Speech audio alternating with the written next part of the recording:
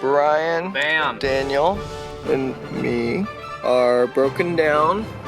Just playing games on the smartphone. Phone's killing the battery so that when we have an emergency, we have no power. Like our car breaking down? Precisely. I don't feel comfortable filming this, guys.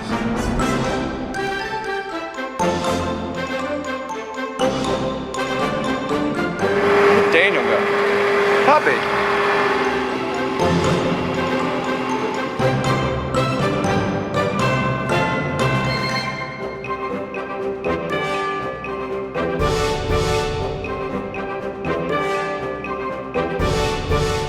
We're here, finally.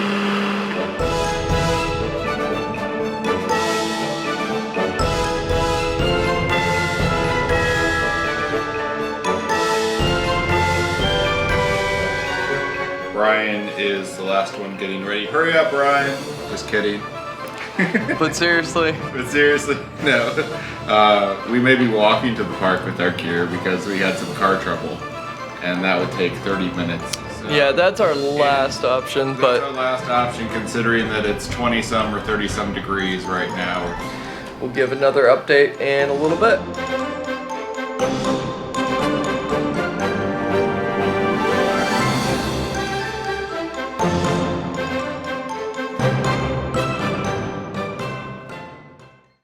As if multiple inversions and the steepest wooden coaster drop in the world weren't enough of a challenge, Fred would be working with the park's team on one of the most difficult construction sites imaginable. Rocky Mountain Coaster came up with the overall design, and then working with our construction folks figured out how to place those elements in the exact terrain. Unlike a lot of different sections of the country where you have soil and you have flat land, in the Ozarks we don't have flat land and we don't have a lot of soil. You get much past 1/4 of an inch and you hit solid rock.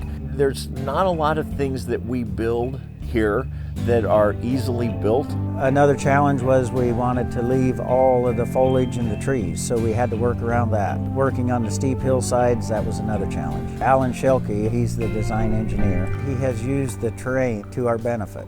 Even though it was difficult, even though it was challenging, and even though our construction crews dealt with 100+ degree weather all of last summer, we knew that we would end up with a world-class coaster. So that made it all worthwhile, and I think kept causing folks to keep on persevering even when they hit some snags.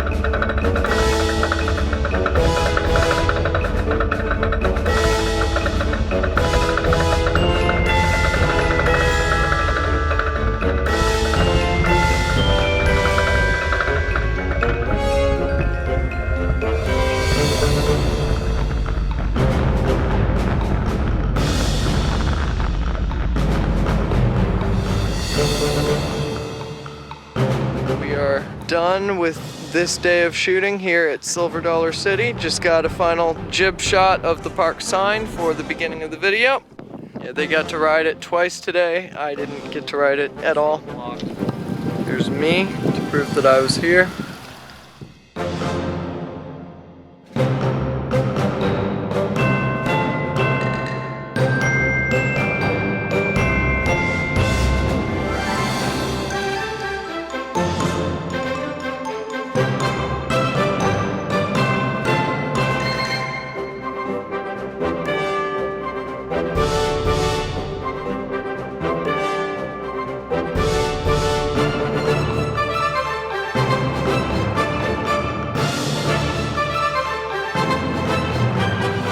All right, get it. There's Devin. Uh-oh. Well, we just wrapped on our 4-day shoot, and it was awesome. I got to see this incredible place, so there's a show over there right now. Remove the shirt! Oh, that was pretty good! See what I did there? First time! I really enjoyed everything here.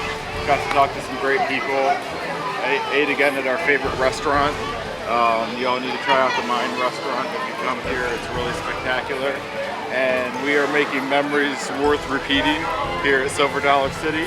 And we hope that you can do the same. Fantastic 4-day shoot here at Silver Dollar City. Once we got all the interviews down, we really had to focus on, okay, what did they talk about and how are we going to convey that visually to our audience. So once we had the interviews, we really focused on getting all the underneath the ride type shots, getting park shots.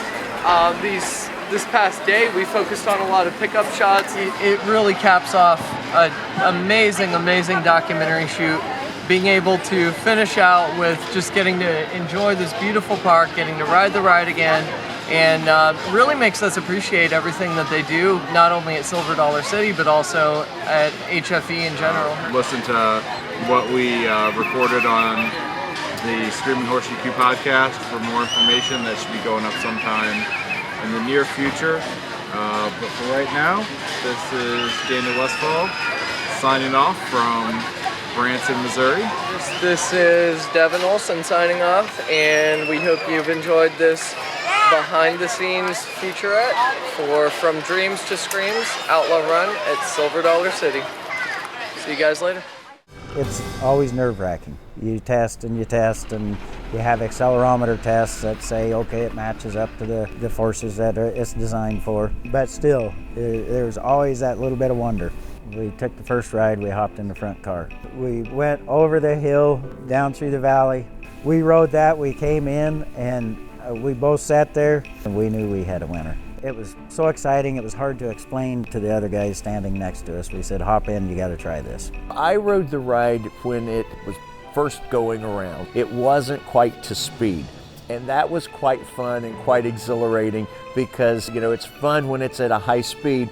When it was at the low speed, you're just basically anxious to get through the double barrel roll. All the planning that goes into it, all the review meetings, and all the decisions you had to make along the way. The cost cuts in some areas and adding money in others. There's just a lot that goes into it. So when you get here and you're sitting in that car, there's so much anticipation.